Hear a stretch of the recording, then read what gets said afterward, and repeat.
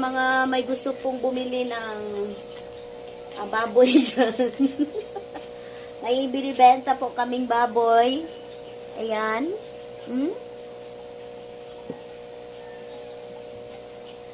Wala na yung scars. May ibinibenta po kaming baboy, guys. Mine now. 1 million. 1 million po ang halaga ng aming baboy.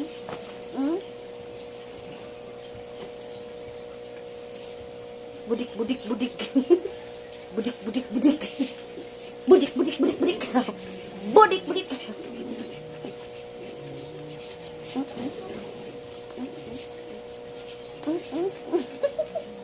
Hindi siya gumagalaw.